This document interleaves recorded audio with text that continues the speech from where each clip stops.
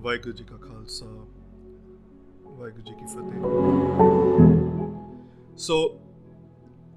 गुरु महाराज भाई मर्दाना जी के साथ दुनिया का उद्धार करने के लिए महाराज पहुंचते हैं रोम देश। रोम देश के बारे में ये कहा जाता है कि बहुत ही बड़ी नगरी है, लेकिन इतनी बड़ी नगर होने के बावजूद जितने भी वहां पर लोग हैं वो सब बहुत गरीब हैं, बहुत मेहनत करते हैं, बहुत मजदूरी भी करते हैं, लेकिन उनको पैसा नहीं मिलता। पैसे कम होने के कारण वो सेवा भी नहीं कर पाते किसी की, और भगवान का नाम तो किसी को पता ही नहीं है। अभी ये इसके रीजन क्या है, लोग इतने गरीब क्यों हैं, उसके बारे में हम डिस्कस करेंगे। गुरु महाराज उस नगर में पहुंचते हैं और सीधा जो राजा होते हैं उस पर्टिकुलर किंगडम के, उनके पैलेस के बाहर गुरु महाराज बैठ जाते हैं भाई मर्दाना जी के साथ। अभी वहां पर किले के बाहर जो है वो पहरेदार खड़े हैं। वहां पर गुरु महाराज उनसे पूछते हैं कि तुम्हारे नगर के राजा कैसे हैं, पुण्यदान करते हैं, न्याय देते हैं सबको। तो तभी जो पहरेदार होते हैं वो बहुत ही दुखी हो गए, कहते हैं कि यहाँ का जो बादशाह है ना वो बहुत जुल्मी है, बहुत ज्यादा कंजूस है, हमेशा ही माया इकट्ठी करते रहता है, थोड़ा भी दान नहीं देता किसी को। अगर उसको एक पैसा भी मिल जाए ना वो उसको भी लूट लेता है। अगर वहां पर स्पेशली जो वहां का जो राजा था वो स्पेशली जो मंत्री हैं उनको घर घर पे भेज के वहां की इन्वेस्टिगेशन कराते थे। अगर एक भी पैसा कोई घर से मिला उसको वहां से लूट लिया जाता था। ये जो लोभ है इतने हाई लेवल पे, तो उसके बारे में जो पहरेदार हैं वो बहुत दुखी होके कहते हैं। फिर वो आगे कहते हैं कि इनका एक राजा का एक भाई है, उनका नाम है हरुण। हरुण ने 40 गंज जो ट्रेजर है वो इकट्ठा किया, 40 गंज माया। संगत जी, गंज मतलब क्या होता है कि जैसे हम वी नॉर्मली नो के जो तीर कमान चलाते हैं जैसे, ठीक है।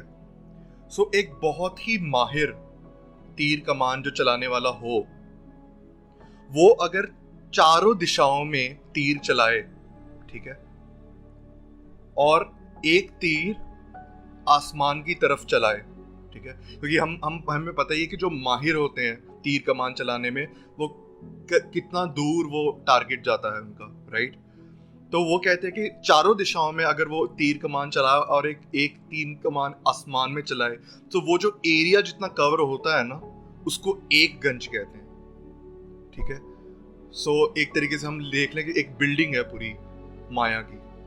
तो वैसे जो पहरेदार हैं वो कहते हैं कि इनके जो भाई हैं उन्होंने 40 गंज इकट्ठा किए हैं, और ये जो राजा है हरुण, कौन बादशाह नाम होता है बादशाह का, वो कहते हैं इन्होंने लोगों का खून चूस चूस के 45 गंज इकट्ठे किए। 45 गंज। कहते हैं इतना दुखी है लोग यहाँ पर, कि इतने दुखी हैं कि कई लोगों के पास माया ना होने के कारण भूखे ही मर गए। हमेशा वो जो बादशाह है उसके मन में ये लालसा रहती है कि मैं माया कहाँ से इकट्ठी करूं, कहाँ से वो एक एक रुपया, एक एक जो रजतपन है वो मेरी झोली में जाए। तो एक बार क्या होता है, अब यहाँ पर संगत जी आप देखेंगे कि लोभ की सीमा क्या होती है। वैसे तो कोई सीमा नहीं है, लेकिन हम देख सकते हैं कितनी आगे एक इंसान जा सकता है लोभ। वहां पर जो राजा होता है वो अपने वजीरों को बुलाता है और बहुत ही सख्त बोलता है कि अभी ये कोई भी धन रह नहीं गया। आप सब कहते हो कि कोई भी धन रह नहीं गया, कोई तो एक चीज होगी जो रह गई होगी नगर में, जाओ देख के आओ सब। लेकिन वजीर कहते हैं कि एक भी रजतपन नहीं बचा किसी के पास, हमने सब कुछ लूट के आ गए, किसी के पास कुछ नहीं बचा, ठीक है। सारी जो माया है लोगों की वो खत्म हो गई। अभी संगत जी ये सुनने वाली बात है। राजा क्या करता है, राजा अपनी बेटी को लेके आता है, ठीक है।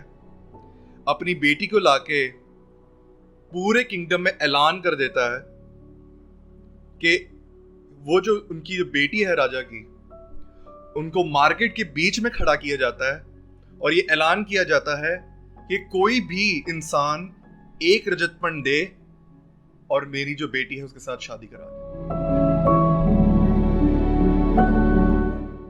अभी आप सोच सकते हो कि कोई भी अपनी बेटी के साथ ऐसा कोई नहीं कर सकता। होता क्या है वहां पर, वो जो लड़की है, वो जो बेटी है, उनको नगर के बीच में खड़ा किया जाता है। वहां पर ऐलान किया जाता है कि जो भी 1 रजत पन देगा उसको उसके साथ शादी हो जाएगी। तो वहां पर एक लड़का आता है 14 साल का, उस पे वो जो काम है वो हावी हो जाता है।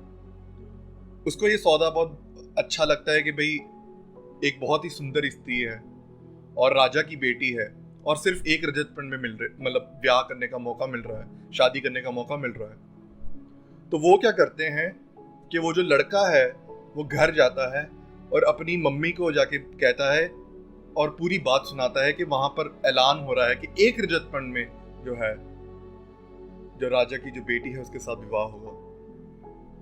वहां पर जो माता है वो बहुत ज्यादा दुखी होती है और बहुत ही दुख के साथ वो कहती है कि बेटा हमारे पास कोई भी माया नहीं बची, सारी जो माया है राजा खो के ले गया।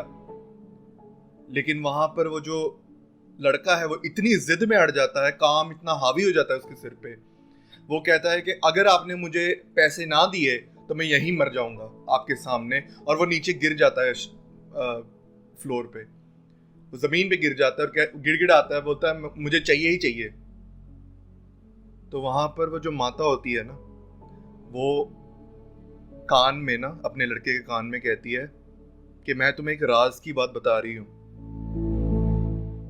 कहती है कि तुम्हारे जो पिताजी थे ना, अभी संगत जी आपको पता ही है कि जब कई धर्मों में जब कोई इंसान मतलब मर जाता है तो उनको कब्र में खोद दिया जाता है, राइट, कब्र में दबा दिया जाता है।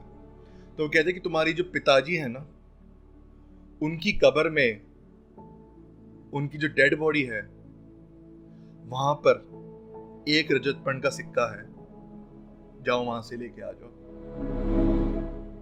वो लड़का जाता है वहां पर, अपने पिता की कब्र खोदता है, वहां से जो डेड बॉडी है, डेड बॉडी के मुंह के अंदर 1 रजत पन होता है, वो वहां से निकालता है और फिर वो जाके जो मंत्री है उनको दे देता है। अभी जब राजा के पास ये बात पहुंचती है, वो उसी वक्त हुक्म जारी कर लेता है कि गिरफ्तार कर लो इसको। अभी गिरफ्तार करके उस लड़के को लाया जाता है और वो राजा कहता है, सत्य बोलता है कि जब हमने बोला था कि सब माया दे देनी है, तब तुमने सब क्यों नहीं दी? ये 1 रजत पन कहां से आया? तो तब वो लड़का जो है वो कहता है कि ये जो मेरे पिताजी की जो कब्र है वहां से 1 रजत पन आया। तो वो जो लोभी बादशाह है, ग्रीडी किंग, वो क्या करता है, अपने मंत्रियों को उपदेश देता है, मतलब अपने मंत्रियों को हुक्म करता है एक तरीके से कि जाओ कब्रिस्तान में जितनी भी कब्र हैं सब निकाल के आओ और चेक करके आओ कि वहां पर भी कोई सिक्का बचा है कि नहीं बचा। तो मंत्री वहां पर जाते हैं और वहां पर जो हर एक कब्र जो है उसको खोदा जाता है। जब ये महाराज को पूरी ये जो दशा बताते हैं जो पहरेदार हैं, तब महाराज कहते हैं कि त्रिग है ऐसा जीवन। संगत जी, त्रिग मीन्स आपने गुरबाणी में भी बहुत बार सुना होगा, त्रिग। सो एक तरीके से हम जब कहते हैं ना फटे मुंह, मतलब एक लानत पाते किसी को, एक बहुत, अगर हम 100 टाइम्स करें ना वो, तो एक त्रिग बनता है।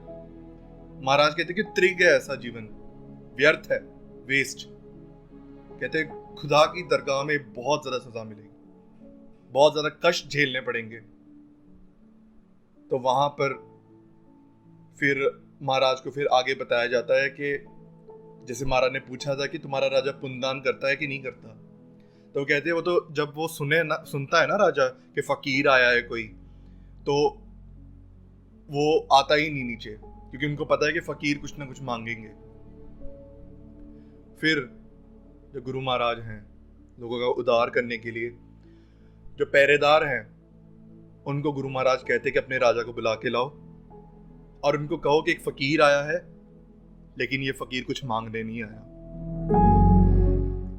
तो वहां पर जो बादशाह है, करुण बादशाह, उसको बुलाया जाता है नीचे, और वहां पर गुरु महाराज क्या करते हैं कि नीचे कुछ ना ठीकरियां पड़ी होती। ठीकरी मीन्स जो मिट्टी के बने हुए पत्थर होते हैं वो।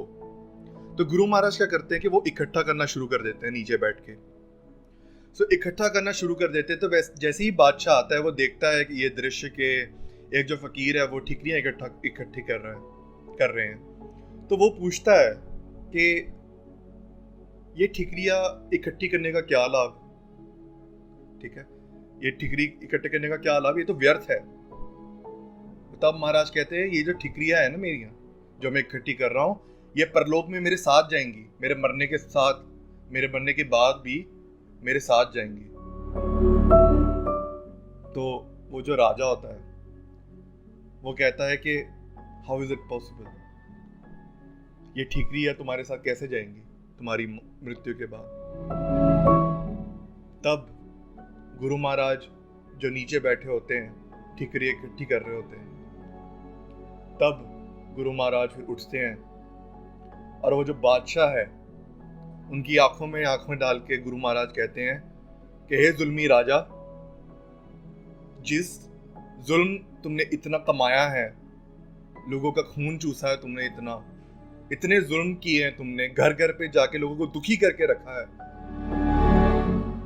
तुम्हें क्या लगता है ये जो तुमने 45 गंज इकट्ठे किए हैं, ये क्या तुम्हारे साथ जाएंगे? जो संगत जी हमने बात की थी स्टार्टिंग में, जो उनके जो भाई होते हैं जिन्होंने 40 गंज इकट्ठे किए होते हैं, एक्चुअली उनकी मृत्यु हो चुकी होती है। तो गुरु महाराज कहते हैं कि क्या तुम्हारा भाई लेके गया 40 गंज? ठीक है। तो गुरु महाराज जब ये सवाल करते हैं तो वो जो राजा है वो अंदर से हिल जाता है। तो गुरु महाराज फिर आगे, और फिर गुरु महाराज सच्चाई के बारे में कहते हैं कि अगर तुमने ये काम ना रोके तो फिर नरकों में जाना पड़ेगा, बहुत कष्ट झेलना पड़ेगा, ये जो आत्मा है उसको बहुत कष्ट झेलना पड़ेगा। तुम्हारे मरने के बाद तुम्हारे जो औलादे हैं, जो तुम्हारे जो बच्चे हैं, वो प्रॉपर्टी के पीछे लड़ते झगड़ते रहेंगे, और ये जो तुमने इतने जुल्म किए हैं उसकी सजा तुम्हें दरगाह में मिलेगी। फिर जो राजा है, उनका जो मन है वो पिघल जाता है, उनको एक डर पैदा हो जाता है अंदर परमेश्वर का, और वहाँ पर वो फिर गुरु महाराज के चरण में पड़ के वो कहते हैं, वो अपनी गलती मानते हैं, कहते हैं कि मेरे मन में बहुत ज़्यादा ईर्खा है, बहुत ज़्यादा जेलसी है मेरे अंदर, मैं दूसरे को किसी को भी ऊपर आते नहीं देख सकता, मेरे अंदर बहुत ज़्यादा लोभ है, बहुत ज़्यादा ग्रीड है। आप वचन सुनाओ, आप उपदेश दो, जिससे मुझे मौत याद रहे और ये सब जो चीज़ें हैं उनसे मैं बच के रह सकूं। तो तब फिर गुरु महाराज उपदेश करते हैं कि गुरु महाराज कुछ उपदेश देते हैं। महाराज कहते हैं कि जितना भी तुमने धन इकट्ठा किया है, जितने भी 45 गंज तुमने लोगों से लूट के इकट्ठी किए हैं, वो लोगों में वापस बांट दो। जितना भी तुम्हारा किंगडम है, जितना भी बड़ा तुम्हारा किंगडम है, वहाँ पर लंगर ऑर्गेनाइज कराओ, जो भी गरीब है सबको भोजन दो। तो गुरु महाराज फिर एक और चीज़ कहते हैं कि ये जो तुम कह रहे हो ना कि मेरे पाप मिट जाएं, आप कुछ करो, कुछ वचन करो मुझे। तो गुरु महाराज फिर कहते हैं कि ये जो कर्म तुमने कमाए हैं ना, अगर तुम्हें अच्छाई की तरफ जाना है, तुम्हें भगवान की तरफ जाना है, तो सिर्फ बातों से बात नहीं बनेगी, तुम्हें वो चीज़ कमानी पड़ेगी, तुम्हें दुनिया से टूटना पड़ेगा, तभी तुम उस भगवान की दरगाह में एंटर हो सकते हो। संगत जी, कई बार कई लोग सवाल पूछते हैं कि गुरु महाराज के प्रति प्यार कैसे पैदा हो, ठीक है, गुरु महाराज के ऊपर फुल सरेंडर कैसे हो हम, वो सब पूरा सपोर्ट हम गुरु महाराज के ऊपर ओट आसरा कैसे लें। तब एक चीज़ हमें जाननी बहुत ज़रूरी है कि जो फर्स्ट स्टेप है गुरु महाराज की दरगाह में जाने का, गुरु महाराज के चरणों में जाने का, सो वो यही है कि जब हम दुनिया से टूटेंगे, जब हमारी आस जो है दुनिया से टूटेगी, तभी हम भगवान के ऊपर आस रखेंगे। ये एक नियम है कुदरत का, क्योंकि जब तक आपको 1% भी आपके अंदर ये चीज़ है कि वो मुझे बचा लेगा, वो मुझे बचा लेगा, ये तो मेरा है, तब तक गुरु महाराज के पूरे तरीके से सरेंडर नहीं हो पाएगा, क्योंकि वो जो एलिमेंट है वो आपको जाने ही नहीं देगा आगे। इसलिए कई बार संगत जी क्या होता है कि हमारी ज़िंदगी में कई बार दुख आ जाता है। सो वो दुख से क्या होता है कि हम अंदर से जो है दुनिया से टूट जाते हैं, और जैसे हम टूटते हैं तब हम नाम सिमरन से जुड़ते हैं। तो यहाँ पर भी जितने सज्जन जुड़े हुए हैं, हम सबके कई सारे दुख होंगे ज़िंदगी में, जिसके हम सॉल्यूशन लेने के लिए हम सीरीज अटेंड कर रहे हैं, या कथा सुन रहे हैं, या कई लोग भजन कर रहे हैं, भगवान का नाम जप रहे हैं। सो वो चीज़ें हैं कि हमें दुनिया से टूटना पड़ेगा, वो गुरु महाराज की कृपा से, फिर ही हम उस भगवान के जो दरगाह है उसमें एंटर कर पाएंगे। वो पूरा जो सपोर्ट है वो हम भगवान के ऊपर कर पाएंगे।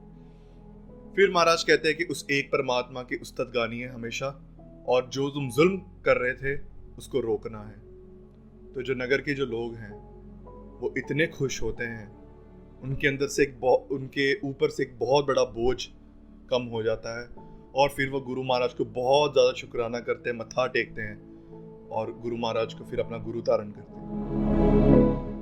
सो इसी में हम देख सकते हैं कि गुरु साहब जो हैं, गुरु महाराज के अंदर गुरु महाराज कुछ भी कर सकते हैं। इतना लोभी राजा, आप एक तरफ देखो, इतना लोभी राजा जिसने कब्र खुदवा ली, जिसने खुद की बेटी नगर के बीच में खड़ा करके एक एक रजतपण का हिसाब लिया, वही राजा को महाराज ने लंगर की मतलब लोगों लंगर प्रबंध करवाए, उसी सेम राजा से जो जुल्म है वो हटवा के प्रभु का नाम जपवाया। इसलिए गुरबाणी में हमने पिछली बार भी डिस्कस किया था कि बलिहारी गुरु आपने द्योहाड़ी सदवार, जिन मानस ते देवते किए करतना लागी वार। बलिहार जाना चाहिए उस गुरु को जिसने एक सेकंड भी नहीं लगाया कि उन्होंने जो इंसान है उसको देवते बना दिया। सो आगे बढ़ते हुए हम जब ग्रीड की बात करते हैं तो उसके बारे में हम थोड़ा सा डिस्कशन करते हैं कि हम अपनी लाइफ से कैसे रिलेट करें इस चीज़ को। कौन कौन सी चीज़ें हैं जो हम कई बार एक तरीके से गलत राह पे चल जाते हैं, जिसकी वजह से हमें लोभ ज़्यादा आ जाता है, और लोभ की वजह से हमें कैसे वो डिप्रेशन आता है। सो द फर्स्ट थिंग जो हमें पता होनी चाहिए, to understand the difference between need and want. ठीक है, अभी नीड का मतलब क्या है यहाँ पर? नीड का मतलब ये जो चीज़ें आपको ज़रूरी हैं आपकी लाइफ में। ठीक है, अभी जो घर होना ज़रूरी है, शेल्टर होनी ज़रूरी है, जो खाना है वो मिलना ज़रूरी है। ठीक है, फैमिली होनी ज़रूरी है, जॉब होनी ज़रूरी है। ठीक है, तो ये जो नेसेसिटीज़ हैं वो आ जाती है नीड्स में। तो गुरु महाराज ने कभी भी नीड्स के लिए मना नहीं किया, क्योंकि कई लोग जब स्पिरिचुअलिटी को देखते हैं उनके मन में एक दृश्य आता है, एक ही फोटो आती है कोई साधु की जो घर बार छोड़ के चला गया और पूरी उसने मोह माया त्याग दी। ठीक है, लेकिन गुरु महाराज ने कभी भी नीड्स के लिए कभी भी मनाही नहीं की। लेकिन जब ये चीज वांट में बदल जाती है तब वो चीज काफी वो ग्रीड में बदल जाती है। वांट्स का मतलब ये कि आपका काम एक चीज से हो रहा है, लेकिन जस्ट बिकॉज आपको लोगों को दिखाना है, वो भावना जब अंदर आती है कि लोगों को दिखाना है मुझे, या ऐसी कोई भी भावना जो आपकी नेसेसिटी नहीं है, तो उसकी वजह से फिर लोभ आना, उसको फिर लोभ में गिना जाता है। तो एक गुरसिक के साथ जो है मेरी इंटरेक्शन हो रही थी, तो वो मैं आपके साथ शेयर करना चाहूँगा कि गुरसिखी जो है, हमने पिछले सेशन में भी बहुत बार डिस्कस किया है कि गुरु महाराज की जो राह है ये केवल ऐसा नहीं है कि स्पिरिचुअल तौर पे ही हमें फ़ायदा दिलाता है, ये हमें स्पिरिचुअल जो है, स्पिरिचुअल, फिजिकल, मेंटल, इकोनॉमिकली, हर एक चीज़ में गुरु महाराज को जो राय वो फ़ायदा ही दिलाता है एक इंसान को। तो वो गुरसिक कहते हैं कि उन्होंने जब अमृत छका था तो उसके पहले उनको गाड़ियों का बहुत शौक था। कईयों को होता है, कोई भी नई गाड़ी आ जाए तो उनको मतलब एक चाह रहता है अंदर कि मेरे पास भी ऐसी गाड़ी हो। लेकिन उन्होंने बताया कि जब मैंने अमृत छक लिया, ठीक है, अमृत छकने के बाद भी कुछ महीनों तक वो चाहत रही अंदर कि वो कुछ खरीदें, ऐसा कुछ। वो नई नई गाड़ियां देखते थे, उनको अच्छा लगता था अंदर से देख के। हुआ क्या कि वो वहां पर जाते हैं, उनके मन में एक चाहत पैदा होती है कि वो गाड़ी खरीदें एक, ठीक है। वो देखना भी शुरू कर लेते हैं कि मैं कौन सी गाड़ी खरीदूं, कोई अच्छी सी बड़ी वाली गाड़ी, ठीक है। तभी उनके माइंड में ये कंसेप्ट आ जाता है जो अभी हमने बताया, नीड एंड वांट्स वाला। तो उन्होंने जब सेल्फ एनालिसिस किया, जब हम सेल्फ एनालिसिस करते हैं, हम अपने आप से जब बातें करते हैं और विचार करते हैं कि गुरमत के अनुसार क्या सही है और क्या नहीं। हमने आई थिंक इसी वेडनेसडे हमने वीडियो निकाली थी that how should we take decisions in life, ठीक है।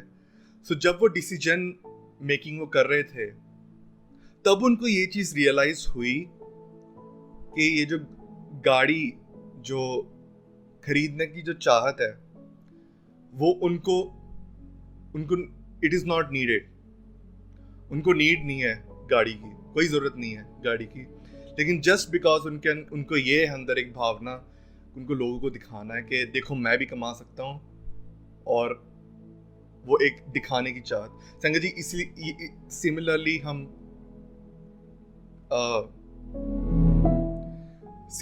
हम देखते हैं शादियों में, राइट।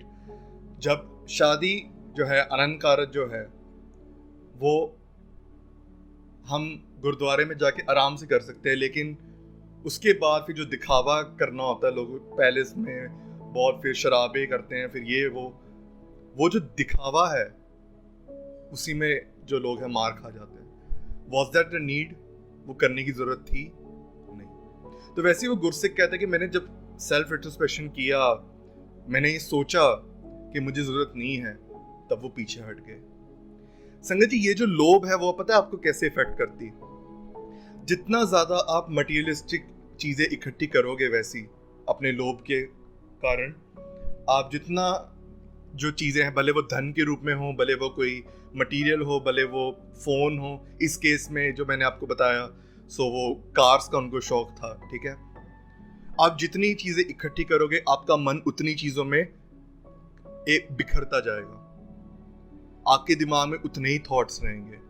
अगर वो वीर जी ने बताया, अगर मैं वो गाड़ी खरीद लेता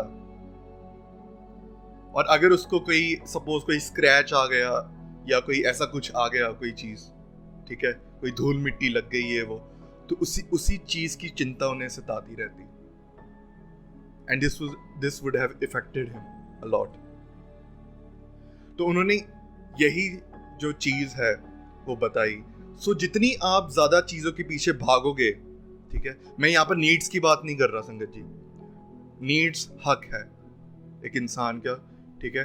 सो उसके अलावा अगर आपके अंदर वो चीज आ रही है नीड्स के अलावा, ठीक है, वो आप अपने मन से जब बात करोगे, आप अपने आप से तो झूठ नहीं बोल सकते कि मतलब आप सियाणप मत करना इस चीज में, don't be clever to yourself, ठीक है। तो वहां पर जितनी आप ज्यादा चीजों के पीछे भागोगे, उतना ही आपका मन ज्यादा चीजों में लगा रहेगा, और जितना आपका मन बिखरेगा बाहर, उतना ही आपको स्ट्रेस ज्यादा बढ़ेगा, क्योंकि उतनी चीजों की चिंता आपको ज्यादा रहेगी। जैसे ही चिंता ज्यादा रहेगी, स्ट्रेस बढ़ेगा, तब आएगा डिप्रेशन, और हमारे जो रिलेशनशिप्स हैं वो भी बिगड़ जाएंगे, क्योंकि वो स्ट्रेस में आप सब जानते ही हैं कि एक इंसान अपने आप पे कंट्रोल नहीं रख पाता, और फिर वो जो है कई बार झगड़े हो जाते हैं, and these all things happen. So इसीलिए we have to understand the difference between need and want. जो भी आप चीज़ खरीद रहे हो, कभी भी जो भी आप चीज़ ले रहे हो, आप दिमाग में विचार करो कि why do I need this, क्यों मुझे चाहिए ये चीज़. ओके, एंड अगर आपका दिमाग कह रहा है कि ये सिर्फ मुझे दिखावा करना है या आपकी वो नीड नहीं है, नेसेसिटी नहीं है आपकी उस समय के लिए, तो वो चीज़ आप अवॉइड करो. ये आपको ही हेल्प करेगा. सो जब आप देखोगे ना संगत जी, जब हम कॉलेज में भी होते हैं, सो कॉलेज में आप नॉर्मली पता होता है सबको कि घर से पैसे आने हैं, तो आप देखोगे कि एक गुरसिक का जो एक्सपेंडिचर होता है वो बहुत कम होता है इन कंपैरिजन टू जो बाहर पार्टीज करें या बाहर जो मतलब जो नशे करते हैं उन सब से. ठीक है, और उनकी लाइफ बहुत ही ज़्यादा सुकून दी होती है. क्यों? क्योंकि होता है कि जो नशे पदार्थ होते हैं, ओके, ये सब होते हैं बहुत महंगे होते हैं वो महंगा. सो उसकी वजह से क्या होता है कि वो जो घर वालों को बताया नहीं होता उन्होंने कि हम नशे करते हैं, एंड देन वो कुछ ना कुछ बहाने से फिर वो जो पैसे अपने लेने की कोशिश करते हैं घर वालों से, और फिर भी उनकी अगर नीड्स पूरी नहीं होती तब वो फिर चोरी और वो उन सब पे उतर आते हैं, क्योंकि वो नशा का भूत इतना सवार होता है, ठीक है, कि वो कंट्रोल नहीं कर पाते उस चीज़ से. तो इसमें भी महाराज ने हमें बचाया है इन सब चीज़ों से कि हम कोई जो अननेसेसरी चीज़ हैं उस पे मतलब हम ज़्यादा फोकस ना करें, और जिस पर्पस के लिए हम आए हैं उसी पे हम कंसंट्रेट करें. अभी आगे बात आती है कि अब बचे कैसे इस चीज़ से. तो सबसे पहली चीज़ कि हम साथ संगत करें. ठीक है, तो संगत जी, साथ संगत का बहुत बड़ा इफेक्ट होता है जब हम उस कंपनी में रहते हैं कि जहाँ पर लोग दिखावा करने के लिए रुके हुए हैं. फॉर एग्जांपल, आप ऐसे लोगों के साथ रह रहे हो कि जो आपको जज करता रहे कि भाई ये कैसे कपड़े पहने हैं, ये मतलब ऐसे आपको जज करता रहे कि बाहर लोग ये कहेंगे, बाहर लोग ये कहेंगे, ठीक है, जिनकी सिंपल लाइफस्टाइल नहीं है. जब आप उनकी कंपनी में रहोगे तो आपकी भी जो वांट्स है वो बढ़ जाएंगी, आपके जो वांट्स की जो चाहत है वो और भी ज़्यादा बढ़ जाएगी. ठीक है, सो उन्हीं के मतलब वही गुरसिक के जो मतलब कई बार कहते हैं कि कई बार जब रिलेटिव्स जब बात करते हैं बड़ी बड़ी गाड़ियों की, ठीक है, तो वो जो उनका एक जो ट्रिगरिंग पॉइंट है ऑलरेडी अंदर, तो वो ट्रिगर हो जाता है वैसी संगत में जाके. लेकिन जब वो साथ संगत में जाते हैं तो साथ संगत में आप नॉर्मली देखोगे कि ज़्यादा शो ऑफ नहीं होता. बहुत ही सिंपल लोग आते हैं, भगवान का नाम जपते हैं, सेवा करते हैं, और फिर वो वहाँ से घर चले जाते हैं. किसी को कोई जज नहीं करता ज़्यादा. तो वो जब माहौल में आप जब ज़्यादा रहोगे तो आपको फिर वो जो आप नीड्स तक ही आप संतुष्ट रहोगे उस चीज़ से. जो भी आपके साथ जो आपके पास जो चीज़ें हैं वो आप उनसे ही बहुत ज़्यादा संतुष्ट रहोगे. आपको ज़्यादा बाहर भागने की चाहत नहीं आएगी. तो जब आप वो चीज़, जब आप नाम जपोगे, वो जो वाइब्रेशंस होंगी, जब आप देखोगे अपनी आंखों से गुरसिखों को कि कैसे वो जीते हैं, कैसे वो सिंपल जो क्लोथिंग और उनका जो स्वभाव जो इतना कोमल निम्रता वाला होता है, सो वो जब चीज़ें जो आती हैं तो उसकी वजह से क्या होता है कि हम भी अंदर से चेंज होते हैं, क्योंकि हमारा जो मन है वो बहुत ही ज़्यादा सूक्ष्म है. It's very sensitive. छोटी छोटी चीज़ें बहुत ज़्यादा इफेक्ट कर जाती हैं. So the first thing, how can we get rid of greed is doing the Sath Sangat. And the second thing is कि हम शेयर करें दूसरों से.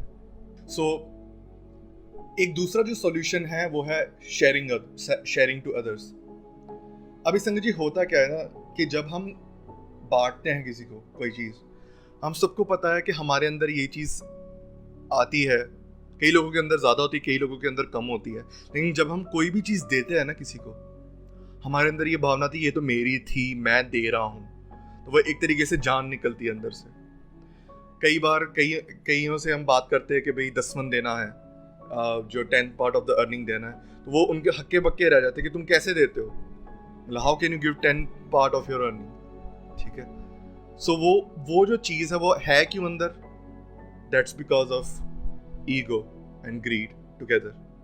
ठीक है, सो जब हम शेयर करते हैं ना संगत जी, जब आप डोनेट कर रहे हो, जब आप शेयर कर रहे हो, गुरुद्वारे में सेवा में लगा रहे हो, तो वो चीज़ क्या करता है आपके अंदर से वो जो हौमे है ना उसको अंदर से वो बाहर निकाल रहा होता है वो चीज़।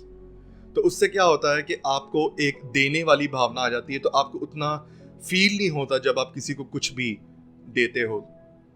सो जब हम बात करें गुरु साहब की, तो गुरु हरगोबिंद साहब जी जो थे, गुरु हरगोबिंद साहब जी जो 6वें गुरु थे, वो क्या करते थे कि जब भी उन्होंने भोजन छकना होता था, तो वो क्या करते थे कि वो जो थोड़ा सा जो पार्ट है वो जानवरों को दे देते थे। सो वो जानवरों को खिलवा के फिर खुद खाते थे। सो ये चीज़ क्या होती है कि जब हम बांटते हैं ना संगत जी, जब हम अपने हाथों से लोगों को खाना खिलवाते हैं या हम बांटते हैं चीज़, भले वो नॉलेज हो या कुछ भी हो, तो वो चीज़ हमें बहुत ज़्यादा हेल्प करती है, क्योंकि ये जो मैं है ना, मेरी चीज़ है, मैंने दिया, तो वो जो भावना है वो अंदर से निकाल देती है। सो इतनी बिनती है परवान करनी, पुल्ला चुका ली खिमा। वाहिगुरू जी का खालसा, वाहिगुरू जी की फतेह।